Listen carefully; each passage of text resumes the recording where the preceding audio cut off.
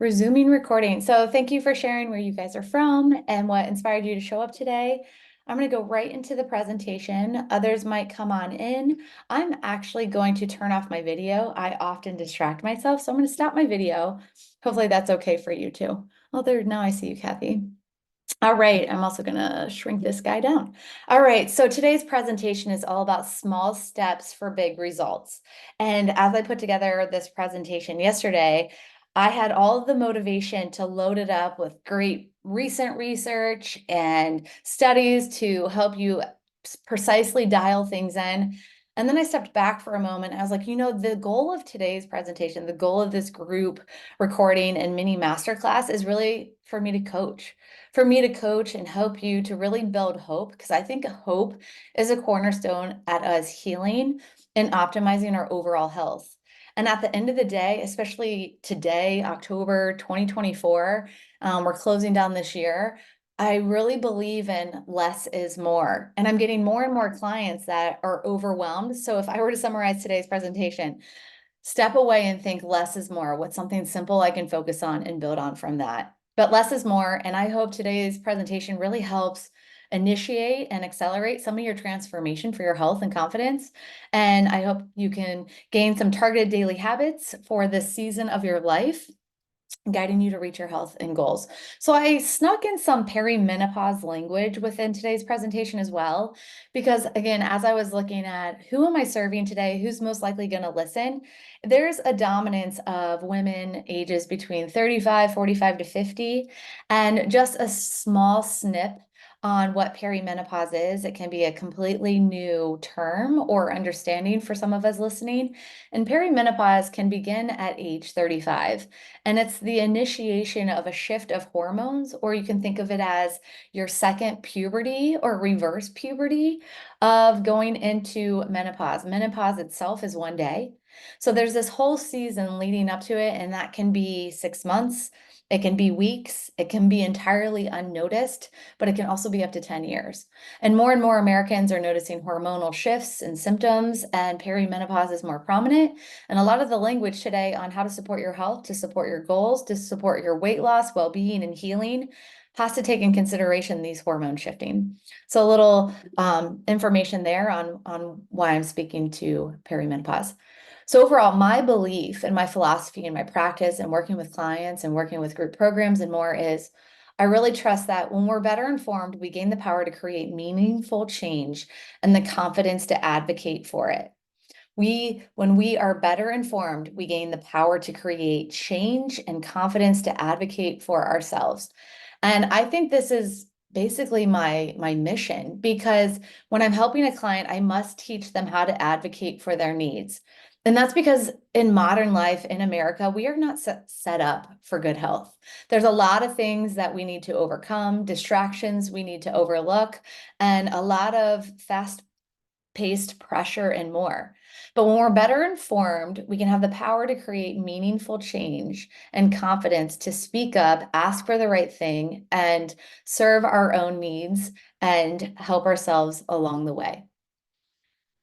Now, in today's presentation, I will be talking about my 5 primary lifestyle factors that have the greatest impact on overall health. And if you've ever worked with me privately, this is always a method or a framework that I'm focused on in helping you move your health forward. So there are 5 primary lifestyle factors that have the greatest impact on overall health. And when optimizing these each 5 pillars, it can lead to incredible transformation. So I'll spell those out here shortly. But overall, for today's agenda, we're going to talk about building your foundation. We can't build a house without the foundation. We're going to talk about 1% habits that can lead to big results. We're going to talk about 5 factors, those 5 lifestyle pillars that can shift transformation. And then also we're going to talk about 5 core shifts in perimenopause, because these need to be taken in consideration. If you are a male watching today's recording, this also relates to you too. In midlife, men also have a hormonal shift as well. So I have you guys in mind as well. We're also going to talk about strategies on creating meaningful change, how to simplify, and then we'll close with a Q&A.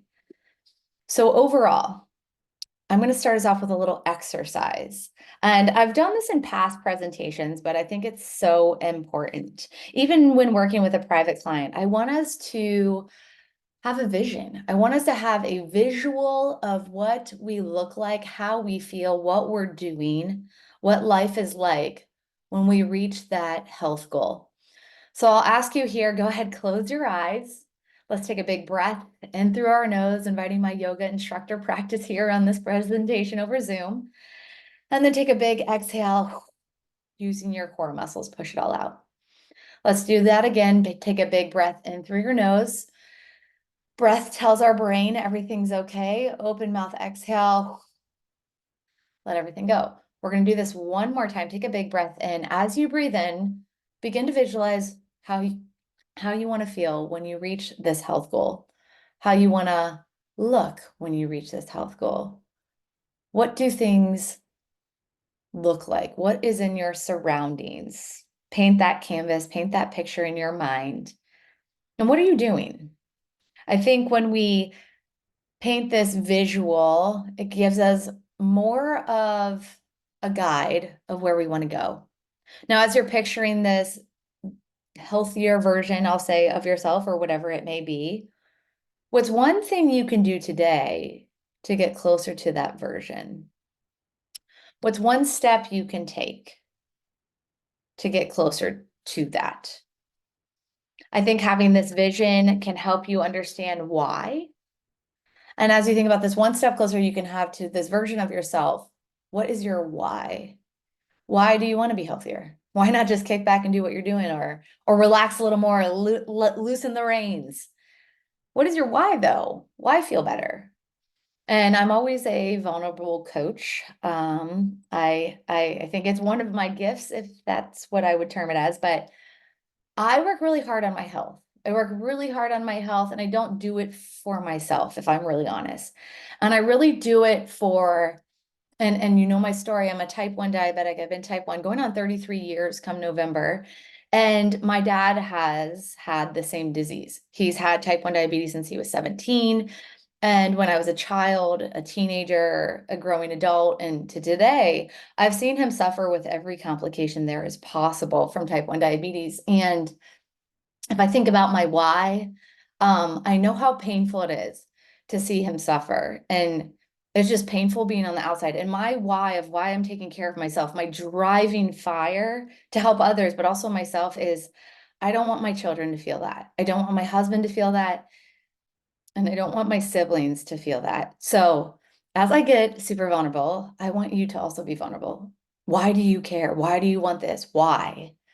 And what is that version of yourself that you're reaching for, and feel for it, reach for it, be very realistic, and that it is can be attainable. So if your eyes are still shut or not, you can go ahead and open them. Think about that vision of your health goals, a step you can take today, tomorrow, this week, next month, before the end of the year that will help get you closer. And I'll go through some examples, some habits, some routines that might be something that you can specifically write down and focus on. So overall, consistent care for your health today will reward you tomorrow. Sorry, that was such a mouthful. Consistent care for your health today will reward you tomorrow. I actually had some notes in front of me, and I actually misplaced one of them. So let's see if I can pull that up right here. Oh, nope. Sorry, give me 1 second. I printed off all these important papers, and I think I put them aside. Oh, goodness, here we go. I found them. I put them on the ground to be organized. So I'm going to go into the whole concept of 1% change.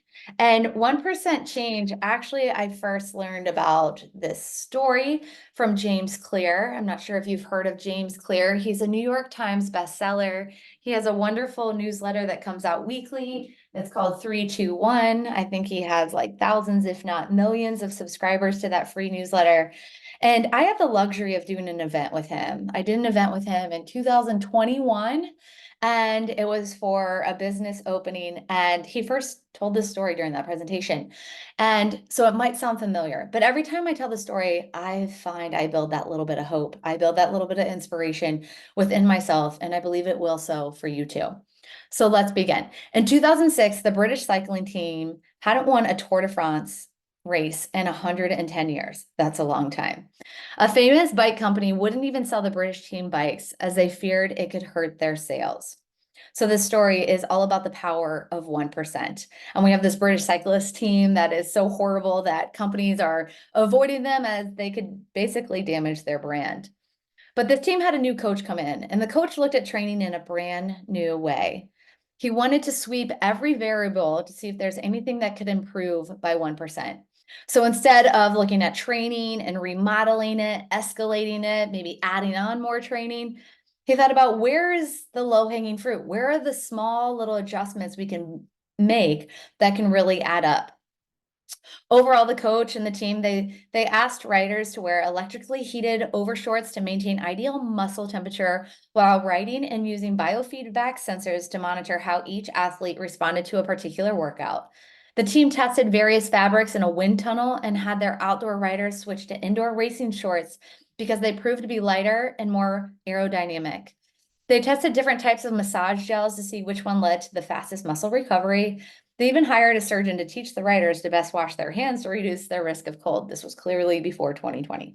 They determined the type of pillow and mattress that led to the best night's sleep for each rider. They even painted the inside of the team truck white, which helped them spot little bits of dust that would normally slip by unnoticed and degrade the performance of the finely tuned bikes. As these and 100 other small improvements accumulated, the results came faster than anyone could have imagined. In just 5 years, results started showing up. So this was the 2006 cyclist team. And during the span of 2007 to 17, British cyclists won 178 world championships, 66, excuse me, I can't get my words out. 66 Olympic and Paralympic gold medals, and captured 5 Tour de France victories in what is widely regarded as the most successful run in cycling history. This is not a matter of over remodeling the entire team. It was a matter of 1% changes. It was a matter of aggregation of marginal gains. It's so easy to overestimate the importance of one defining moment and underestimate the value of making small improvements on a daily basis. Often when I work with clients as a registered dietitian in nutrition, people always want to say, how can I eat better? And more often than not, in my practice, I've been coaching since 2012 in private practice. I have helped over 1,000 patients of various ages, various races, various disease states, various genders. And I will tell you, it's not always what we're eating, it's what's eating us. So in today's presentation, I want you to really focus on less is more. I really want you to focus on the 1% small changes that you can build on. And that perfection is not the end goal. It's all about progress. It's all about progress. So let's talk about that a little bit further. All right. Overall, I slipped in a few testimonials here just to understand like how 1% can really perhaps even help you. And this was from one of my male adult clients, and he wrote to me in these kind words. He said, "You've helped me tremendously, just making type 1 diabetes so much easier to live with. Each session we have, I pick up unique nuggets to create a strategy or how to do something differently. You've made a world of a difference for me in just a few sessions compared to the 3 years I've had type 1 diabetes." And I really appreciated this testimonial, and I love the opportunity to kind of talk through it with you, because in today's presentation, it's the power of 1%. And this client was newly diagnosed as an adult with a disease that's has a lot of things going on with it. With type 1 diabetes, there's a lot of rules, a lot of recommendations, a lot of guidelines, a lot of practitioners involved. And he thought, in a way, he had to control his diabetes by the book. And I'm not about breaking rules, but I am all about leaning into what works uniquely for someone. And he felt an entire weight off his shoulders because he thought type 1 diabetics had to do things a certain way and do it perfectly and follow these rules and this, that, and the other. And no matter what health state you have, yes, there's research and great books and guidelines to support you, but it doesn't mean that's exactly what you need to do. We always need to try recommendations on like an outfit and see how they fit, how they feel, how they move, how long they last. Some recommendations will work at certain ages of your life, certain seasons of your life, but not always long term. And I thought this was really good testimonial that talks about kind of looking beyond recommendations and that you need to really trust yourself, love yourself, and listen to what your needs are. So furthermore, into this presentation, there's 5 pillars of lifestyles that can help with overall transformation. But let's first talk about the 5 shifts in perimenopause. In perimenopause, our ovaries are producing a number of hormones, particularly estrogen and progesterone. As we go through perimenopause, those ovaries are going to be signaling in the brain more and more saying, I need to produce this egg and so forth. But once that estrogen expires, once those ovaries retire, our adrenals that are responsible for producing cortisol and other important hormones take over. So in perimenopause, we have hormonal fluctuations. It's our second puberty. It's our second reverse puberty. It's a second extreme season of hormonal shifts.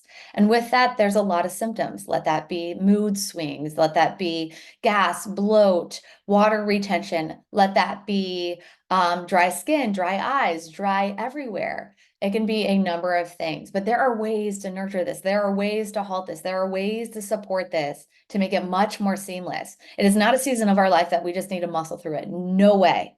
And in women's health, a lot of things are coming a lot further along. That didn't sound very scientific, but there's a lot more better research coming along in just the last 12 months. And more information is spewing out from social outlets to great practitioners like Dr. Mary Claire and more. A second shift that happens is a slower metabolism. Now, this isn't just women in perimenopause, but this is with all humans aging. And what slows down our metabolism is a number of things, but one thing in particular is the loss of muscle. So after the age 28, our body will naturally start to lose muscle mass, but we can nurture that. We can turn that around. We can turn that around by eating adequate protein and also muscle strength training. Our metabolism can also begin to slow down if we're not consuming enough nutrients. Each little cell needs the mitochondria needs certain nutrients to produce that ATP. And it's more important than ever as we age, the decades behind us, that we're eating a very colorful, diverse diet. And I do believe that there's an opportunity for supplements. I think less is more. That's my saying today. But I think there's an opportunity for supplements to help us along to live a high quality life and have our best health. As in modern life, we're pressed for time. We're pressed for it's completely well-nourished foods. Our soils are becoming more depleted and more. A third shift is insulin resistance.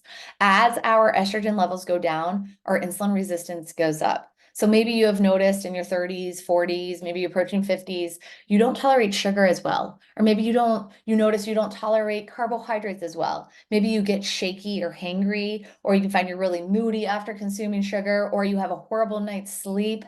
That's because blood sugars are harder to control as we age, as estrogen goes down.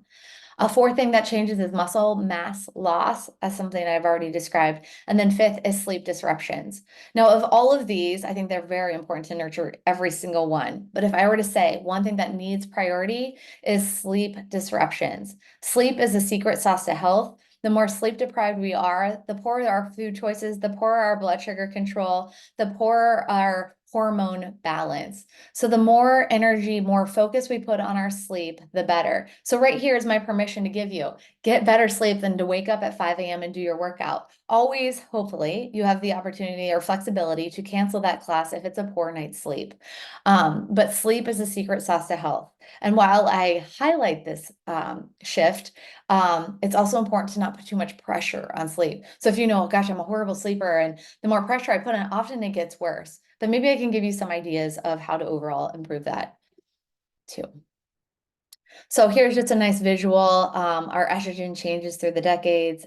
And again, there are 5 shifts here, the hormonal, uh, slower metabolism, and so forth. Sorry, I'm reviewing my notes. All my papers are now unorganized here. But yes, let me just make sure I have papers now in different places. I just want to make sure I hit all my points for you overall. And I also take the opportunity for those of you here live. Do you have any questions yet or feedback? No? Don't all speak at once, and that's okay. All right. So with perimenopause, with modern life, with shifts in our hormones, there's plenty of outdated advice. Let's see here. I have a comment, so I'm just going to check here real quick. Lots of great information. Thank you. So there's a lot of outdated advice, and this might be advice you may feel insecure or nervous about because you're still following. And I just want to say out of the gate, you're okay. You're okay. When we're more informed, we're more confident to advocate our needs and make the best choices. But some outdated advice is we need to cut our calories to lose weight. We need to cut our calories to lose weight. And calories in do not equal calories out. Yes, it's very important to be calorie aware. It's very important to be in tune with our hunger and satiety and not to eat out of entertainment. But the name of the game of health is not cutting calories more and more. Outdated advice is to cardio all day, every day, and ignore the benefits and importance of strength training. Strength training can particularly support insulin resistance more than cardiovascular exercise. Strength training can help those muscles stay insulin sensitive up to 24 hours or more. So strength training has many benefits, especially supporting the metabolism, supporting insulin resistance, supporting sweating, detox pathways, supporting hormonal balance. Overall, outdated advice, and a lot of women come to me as they're like, oh, I'm in perimenopause or I'm in menopause, and I don't believe I believe that weight gain is inevitable. And, I'm here to build that hope. Just because you're aging does not mean you're going to gain weight. It just means let's shine a light and a magnifying glass on how we can do things better to really enhance your health, help you be the longest living, healthiest version of yourself overall. Avoiding carbohydrates, I see this a lot. People think avoiding carbs is the solution to well-being. Avoiding carbs or avoiding all fruit at certain times of the day or this, that, and the other.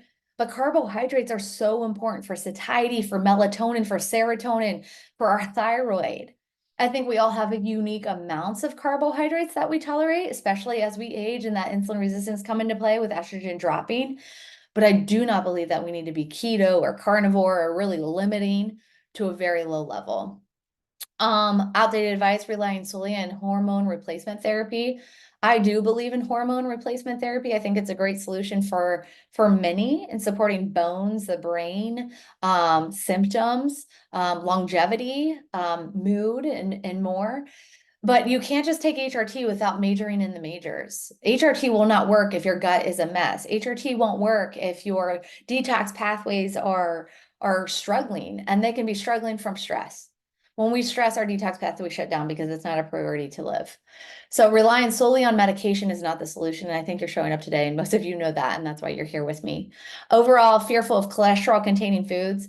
I'll have people in perimenopause in our 30s, 40s, and 50s, our cholesterol will naturally go up, and cholesterol will naturally go up from some form of inflammation. It can also go up from insulin resistance. It can also go up from dropping estrogen. So we don't need to statin our cholesterol down, and we don't need to avoid cholesterol-containing foods, but we need to understand where we can become more insulin sensitive, where we can support cortisol levels and stress. A lot of information. I remember the first dietary guidelines talked about avoiding all red meat, shrimp, eggs, and so forth. And like egg beaters were a big thing. I don't even know if egg beaters still exist. However, we do not need to avoid cholesterol containing foods to support our cholesterol levels. We need to support our blood sugar. That's number one. Number two is support our stress. Cortisol is a precursor to cortisol is a precursor to cholesterol. So that can be number two. Number three is inflammation. Where is there inflammation in the body? That cholesterol is a red flag coming up higher levels to signify that there's an issue. So we do not need to be fearful of cholesterol containing foods. I kind of went on a tangent there.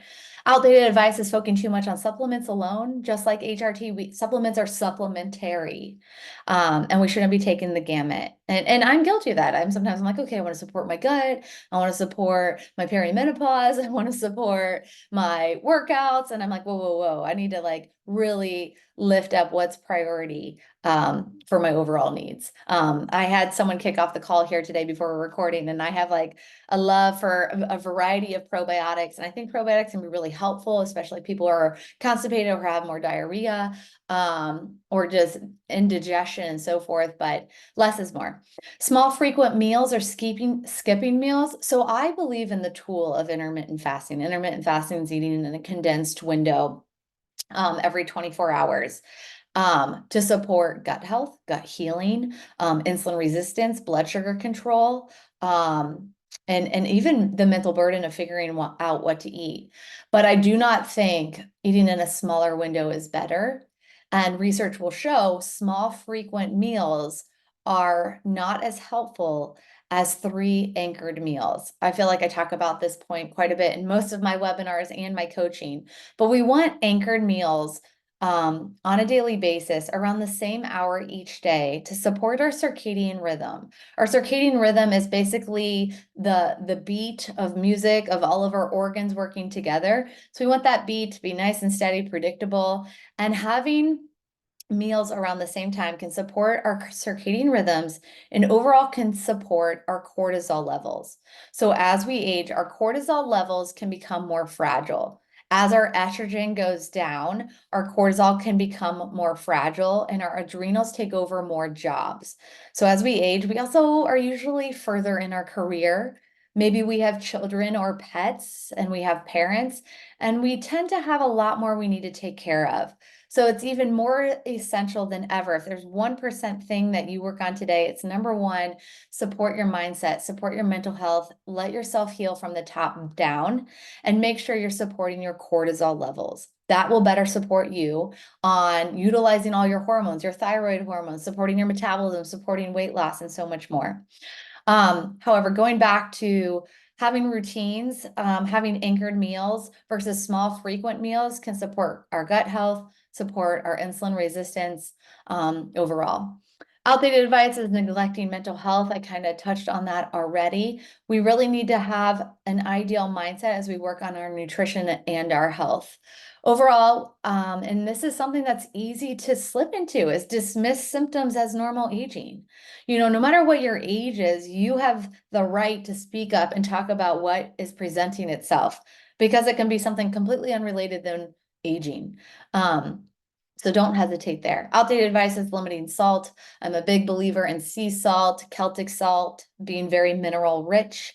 Outdated advice is limiting or avoiding red meat. I think the quality of meat matters always, and grass-fed beef can be very rich in omega-3 fatty acids, which is something we need. And I have a ton of clients and know a ton of people that don't care for seafood. So an opportunity to get a healthy omega-3 rich fatty acids, which the body cannot make itself, can support inflammation and overall can support gut health.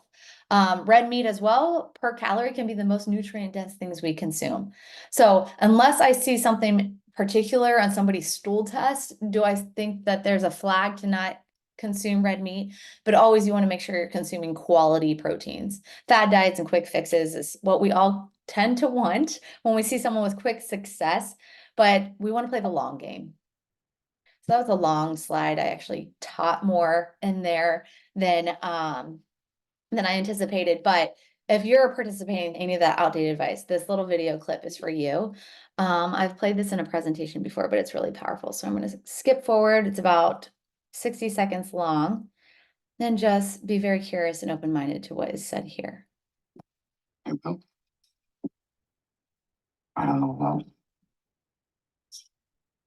You see this? All this shit.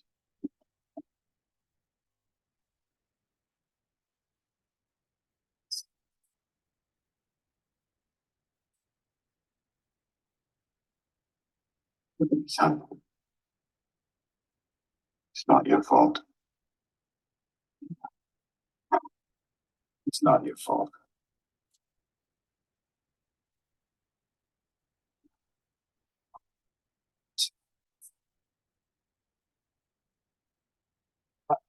It's not,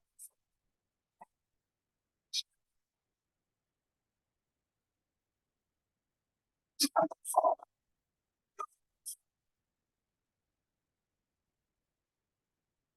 It's not your fault. Don't fuck with me, all right? Don't fuck with me, Sean, not you. It's not your fault.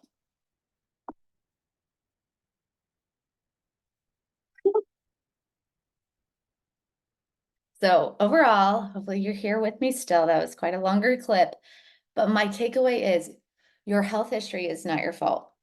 Your high or low blood sugar is not your fault. Your lack of knowing what is heart healthy versus not is not your fault. And not wanting to exercise after a long day of work and all the things, it's not your fault. We live in America, expectations are high, and pressure is often just as high. Temptations are left and right. Make sure, as you think about your goals and what you want to improve, to really calibrate your expectations and make sure you really love yourself. Do you love yourself? Do you appreciate all that your body has been through and does for you?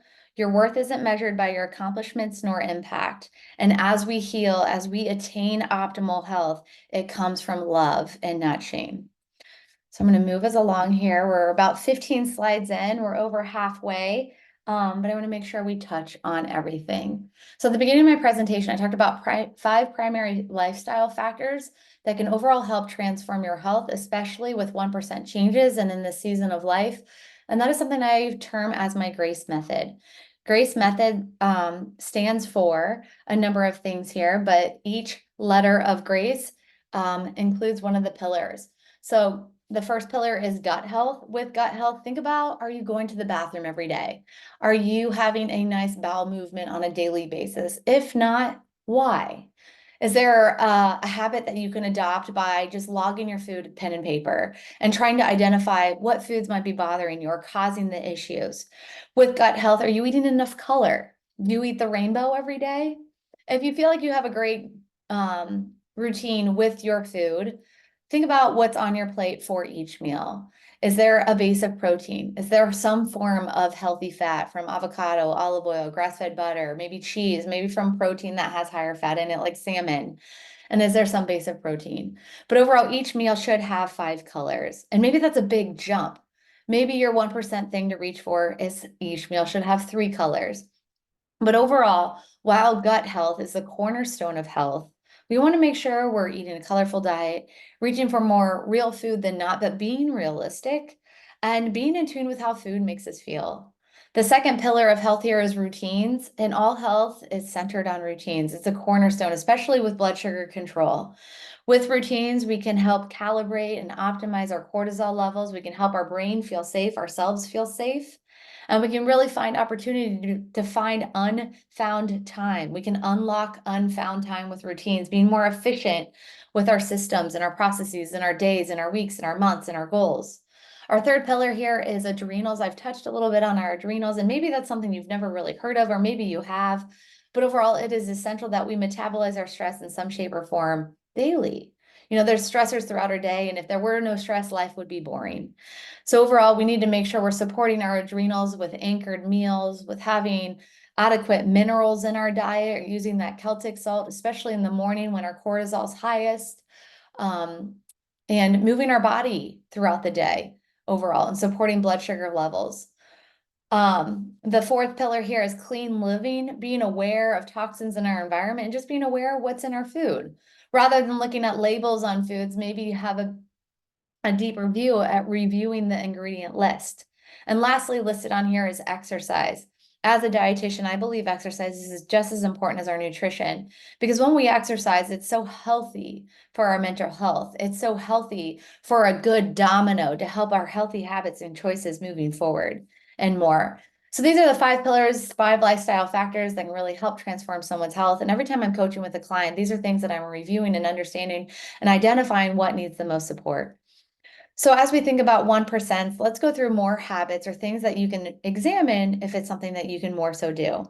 So when you build your plate, when you eat on a daily basis, rather than thinking about the calories, the number of calories or number of macros and so forth that you're consuming, I want you to look at food in a different way. I want you to look through the lens of eating for your hormones.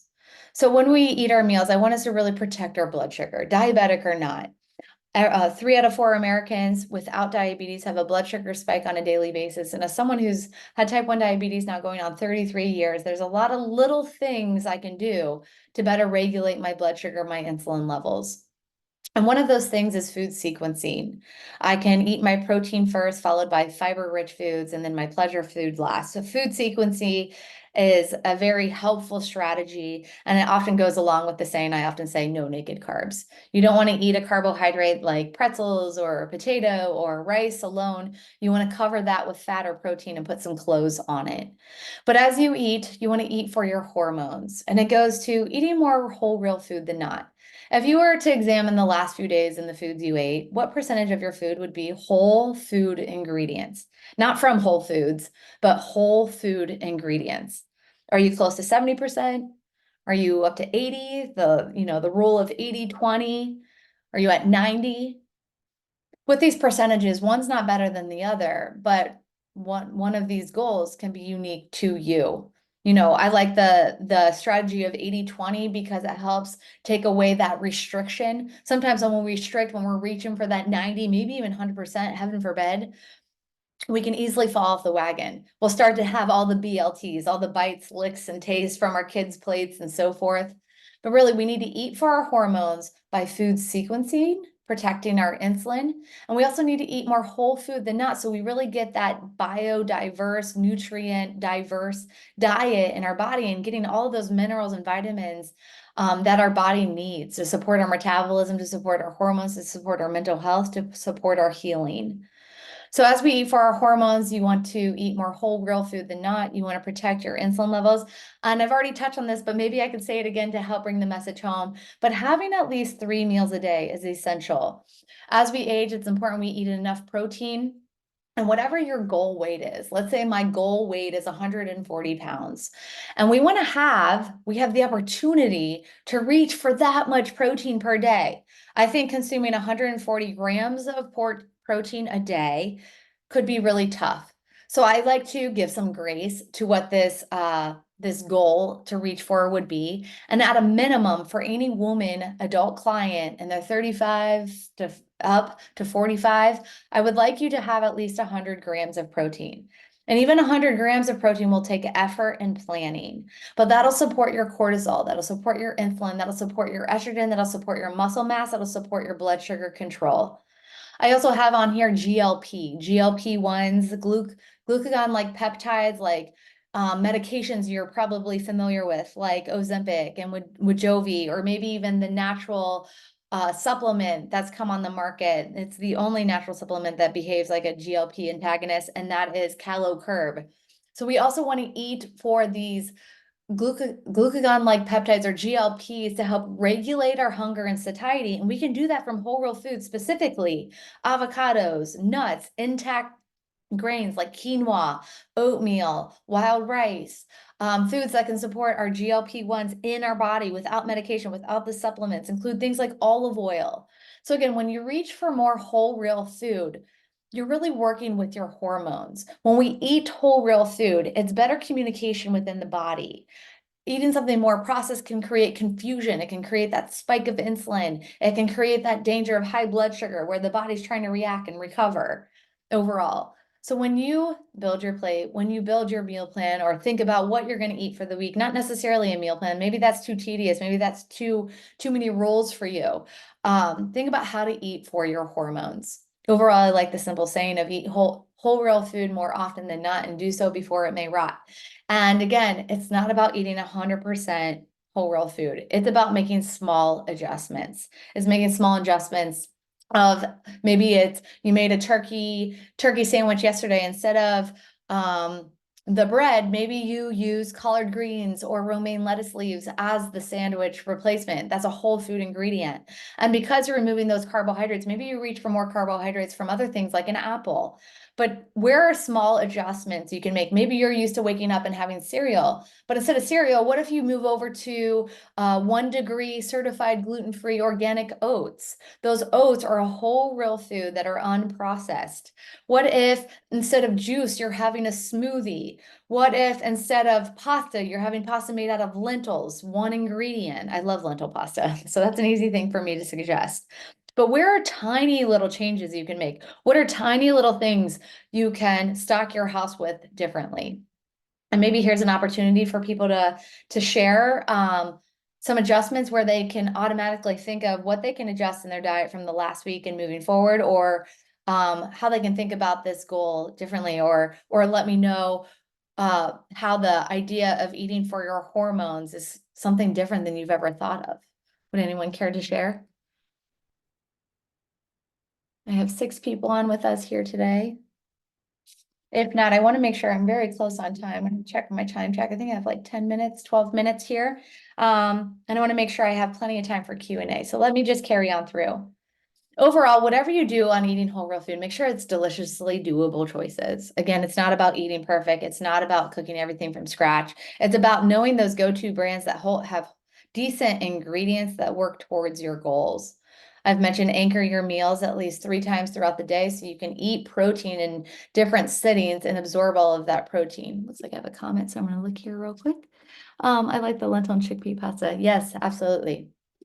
Um, Overall, you want to make sure your plate has protein, fiber, and omegas. Omegas are often overlooked. Again, if I think of all the marketing and things coming in my inbox and on my social media, it's all about 30 grams of protein per meal. And I do agree with that. I think it's very helpful. It helps produce muscle synthesis and reduce that muscle breakdown as we age. 30 grams per meal can completely change that. But we also need to think about the fiber to support our gut bacteria that supports our metabolism and our hormone production, and certainly omegas. As our estrogen goes down, our body naturally becomes more inflamed. And omegas are kind of like that cool blanket that helps calm everything down. So as you think about your foods, think about protein-rich foods, of course, but also the fiber, the color, the produce, and omega-3 fatty acids. Omega-3 fatty acids, of course, can come from the seafood. It can come from flax seeds. Excuse me. It can also come from seaweed. It can come from, gosh, I'm thinking of a form of seaweed that's completely on the tip of my tongue, but it's slipping my mind. But flaxseed, seaweed, and I also talked about grass-fed beef overall. And don't complicate it. Health is simple, but it gets confusing because there's so many informations and brands and companies trying to make a dollar and persuade you otherwise. But health is simple. Keep it simple. Don't complicate it. Overall, optimize your digestion and nutrient levels by eating a colorful diet. And if you notice you are not tolerating things, if you notice something makes you feel blah or bloated or gassy or constipated, advocate your needs, pull it out, see what happens, see what can optimize. As we age, as estrogen goes down, we start to lose our digestibility of a number of things. A lot of people will notice they don't tolerate dairy as well. As we lose estrogen, we don't tolerate sugar as well. We don't tolerate alcohol as well. We don't tolerate caffeine as well. All the fun vices are going. No, I kid. But overall, we need to be very aware of how things feel in our body and how we can adjust to better optimize how we overall feel. One rule of thumb, I do have guardrails or rules that support at the end of the day health, and that is try to best forecast what you're going to eat tomorrow. So you know that where you have access to it, how you can grab it, how you can put that together, and how you can have those anchored meals overall. I talked about food sequencing, and that is the practice of having your protein first, followed by fiber-rich food, and then your pleasure food. Let that be grains or a variety of fruit, or even something like desserts or treats. Having that at the end of your meal can support your insulin levels and blood sugar overall. And then think of the foods that can support your satiety and hunger. And again, it comes down to really optimizing your gut health and your gut lining. And therefore, so the amylin, the CCK, and all of these GLPs can communicate with the brain that your body is satisfied, can come from eating whole real food. And I gave examples: avocado, nuts, olive oil, intact greens, and more. So the first was all about eating for your hormones and examples and points about it. I also put in here another testimonial with a client I had. I've noticed for the first time in my life, I'm eating with purpose. I also eat whole foods for snacks, not just because I want to, but because I crave them. I've lost 4 pounds since we started coaching, and I feel the best I have in a long time. And this was a client in particular that she actually had a really big gluten sensitivity. And sometimes and we figured this out with testing, but sometimes when we're sensitive to something, our brain actually craves for it. and she was eating a lot throughout the day for entertainment. So it's really important to identify, am I truly hungry or do I have a craving? And I did that today. I had a late breakfast and I was like, I want some peanut butter. And I was like, do I want peanut butter? And I was like, would I have had another egg with my meal? And I said, no. And I was like, clearly that peanut butter is a craving because I'm a little stressed for this presentation. But it's important to ask ourselves this question: whatever you want to eat, would you also eat plain white fish? If the answer is no, it's likely a craving and not true hunger. And that's something we can learn from this testimonial.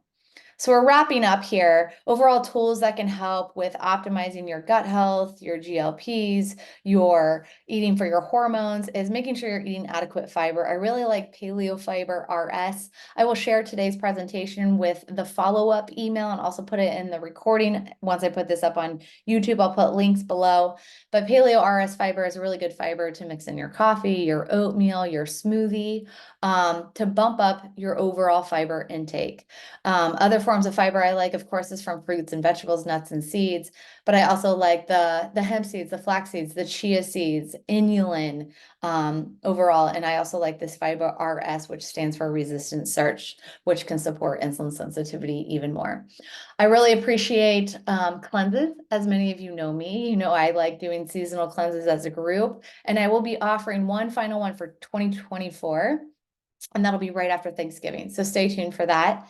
Um, I also highly recommend doing lab workup. You know, if you don't get an annual physical, always understand, or you can always order labs from a variety of places. And I can also offer you standard conventional labs too.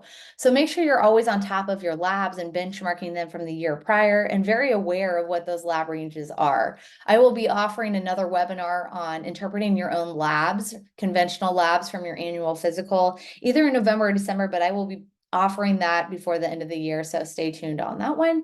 And if you do want to look any closer at your overall gut health, you can do a wheat zoomer that looks at your leaky gutness, if that's a word, your susceptibility of gluten sensitivity or wheat sensitivity, and overall risk of celiac. And then there's stool testing that looks at your gut bacteria.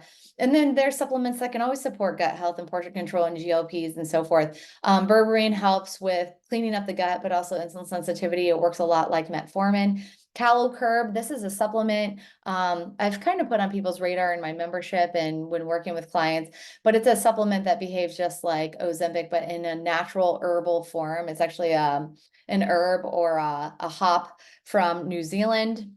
And it's a supplement you would take twice a day, and it helps with those satiety cues on a 24-hour basis. Overall, there's targeted supplements that can go a long way.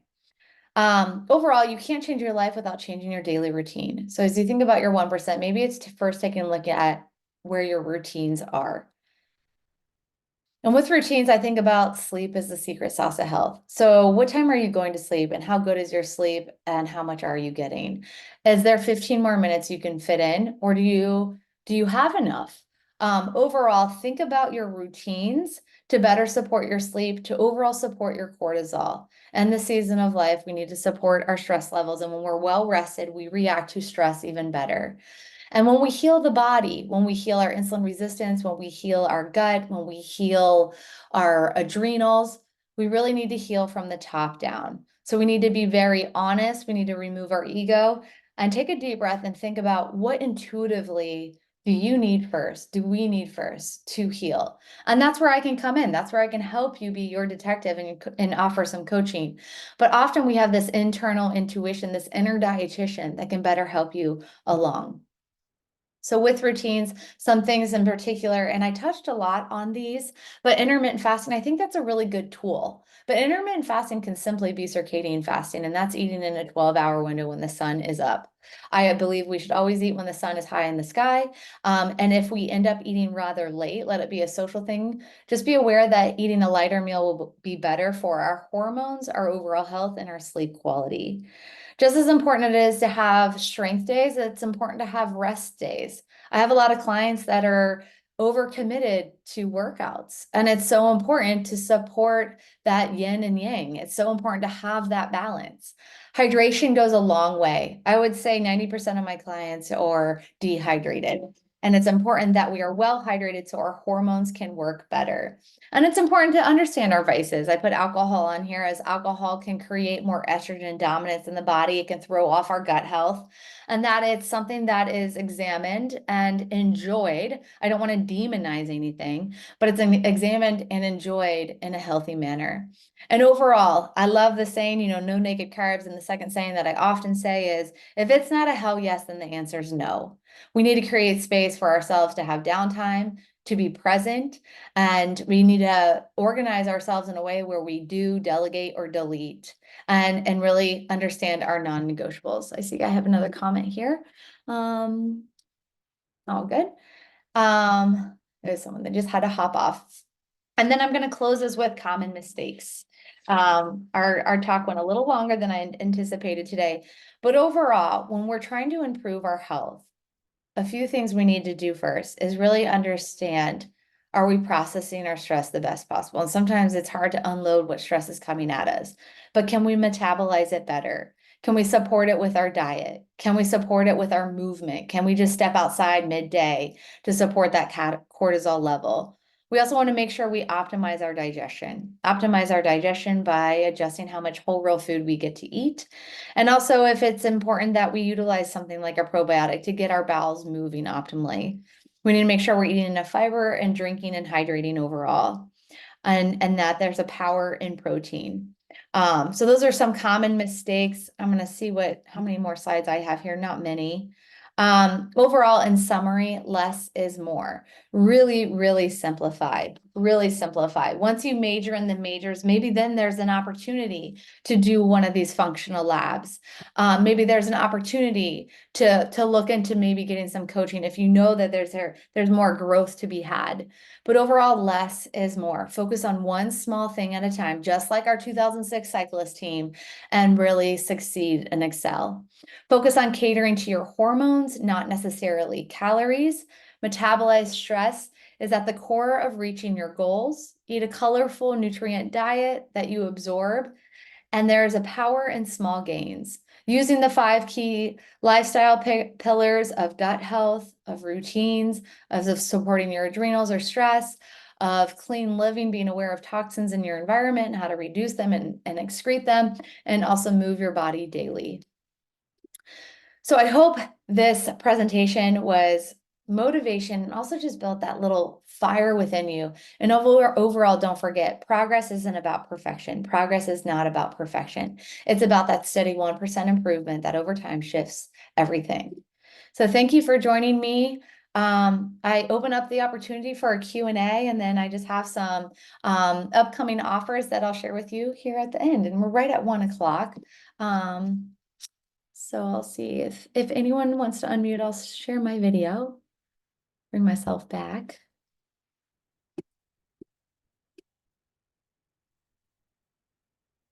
Does anyone want to engage? Anyone have feedback or questions that I can answer? Hi, Cal. I just want to say it was well done. A lot of great information. And I think that 1% really means a lot when you don't think you're really doing that much. And Yeah. sometimes you don't see the changes on the outside, but you don't know what's on inside unless you do the labs. Yeah. So it's a lot of good information. Thank you. Oh, good. Well, thank you for joining. You're always a loyal one to show up. And thank you. What's one thing besides just captivating on the 1%? Maybe if you don't mind, what's one thing you kind of like heard in a different way today, or you're going to focus on differently? I think um if I was to say I suffer from comparitis, Yeah. especially with a younger version of myself and today. And so exercise was something I was doing. And today I went to I had to go see the osteo for my knee, which is actually okay, but I have to go for a PT. So it's been on again and off again that I haven't been consistent. So I've been harder on myself because of that. Yeah. Yeah. And that's okay. Give yourself grace. Give yourself Yes. grace and put energy on things that you are in control of. Yes. That's good. That's And good. what is it? Don't blame yourself for your health history. Yeah, it's not your fault. Not my That fault. that little clip gets me every time. That's a good one. I have a few comments in here. Thanks so much. Great reminders of the small things we can do, and give ourselves grace. So I had a few comments of similar to that. But thank you for everyone that joined me. I will stop my recording here and then I'll just share a few things.